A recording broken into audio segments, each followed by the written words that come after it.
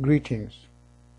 This video is for my brothers and sisters in humanity. It doesn't matter which faith you belong to, or you don't even belong to any faith, or you are an agnostic, an atheist, an idol worshiper, or you worship one that God created, such as fire, tree, etc. I request you to please watch this video in its entirety and ponder upon its message with an unbiased mind. If you are among those who are always searching for the truth for anything, or you want to find out the truth about what you believe in and follow, such as your religion, remember there is only one truth and many lies about anything, and it is more important to find out the truth about what religion you follow or the way you live your life. Please ask yourself if you are following what you think it's right, or you think that the one who created you gave his creation some kind of guidelines to follow. Let's start first with who don't believe in God or are not sure. Please look at your body inside and out and examine every part and every organ. Ponder how perfectly they function. Your eyes, ears, nose, mouth, teeth, hands, feet, even your nails. Just imagine you did not have nails. How would you have removed any thin covering or wrapper from anything? Just examine your digestive system, your filtration system, your waste system, your reproductive system. Now look around. The flowers, fruits, vegetables, birds, fishes, butterflies. Are they not only beautiful, they also serve a purpose? Ask yourself where all this comes from, by themselves, or someone created them for a purpose. Once you come to acknowledge that there must be a creator, then the next question comes to mind is that the creator just created you and left you alone to live your lives on your own, or he also gave us some kind of guidelines to live your lives. He created the stars to guide you when you travel. So why he will not give you the guidelines to live your lives? Our Creator was there when there was nothing, and he will be there when there will be nothing. He had angels and his other creations to worship him.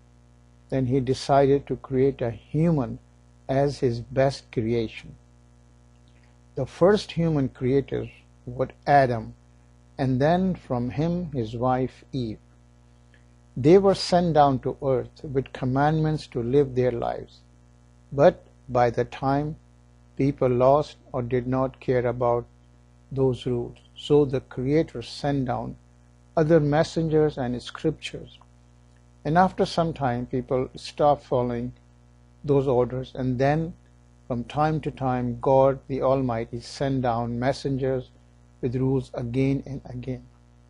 Some of the messenger or prophets were Prophet Noah, Prophet Abraham, Prophet Moses, Prophet Jesus, and last prophet, Prophet Muhammad, peace be upon them all. All messengers came with a clear proof or a miracle, like the stick of Prophet Moses, peace be upon him, and the miracles of Prophet Jesus, peace be upon him, who gave life to the dead and cured the sick by the permission of God. And Prophet Muhammad, peace be upon him, miracle is the Quran. Among its many miracles is that after over 1400 years, it is still present in its original form, word to word. Wherever you go in the world, you will find the same Quran in Arabic. Quran in all other languages are only the translations. All messengers taught one thing: worship only one God, our Creator, the merciful, the compassionate, the cherisher, the nourisher, the provider, and without any partners in his lordship, in his worship, in his attributes, and in his names. The only difference between all prophets and Prophet Muhammad, peace be upon him, is that all previous prophets were sent down for specific people, for a specific area, and for a specific time.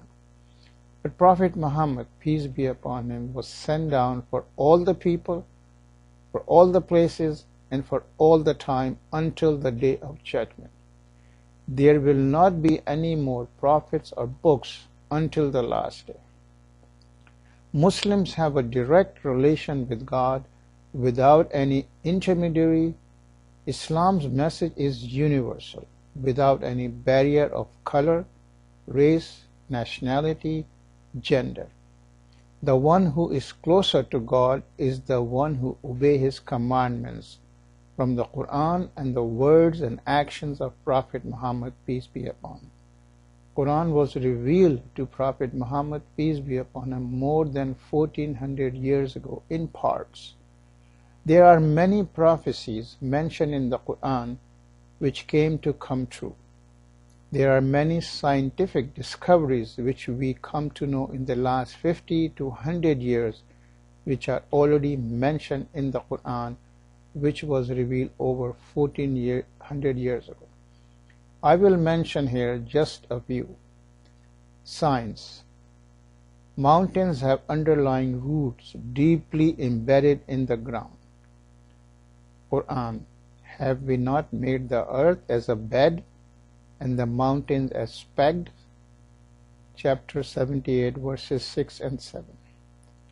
Science. It was discovered recently that the two waters, fresh and salt, found in the sea do not mix because of a physical force called the surface tension. Quran. He has set free the two seas meeting together. There is a barrier between them. They do not transgress. Chapter 55, verses 19 and 20. Science. It was discovered in the 19th century that each person's fingerprint is different. Quran. Yes, we are able to put together in perfect order the tips of his fingers. Chapter 75, verse 4. Science. Discovery of different development stages of a human embryo. Quran says, we created man from an extract of clay. Then we made him as a drop in a place of settlement, firmly fixed. Then we made the drop into a leash-like. Then we made the leash-like into a chewed-like substance. Chapter 23, verse 12 and 14. And I ask you, the idol worshippers, have you ever thought that the one that you worship or ask for help is the one you have or another human being have made it by his own hands and is helpless if it breaks? You worship idols because you have seen or told by someone to do that. Please ponder upon what I just said. I request you not to judge Islam by what some Muslims do. Muslims are about 1.5 billion of the world's population, and what few Muslims do in the name of Islam is because they have their own agenda or they are working for any government. Just like the followers of other faiths, Muslims are not immune by what they do and what they are supposed to do.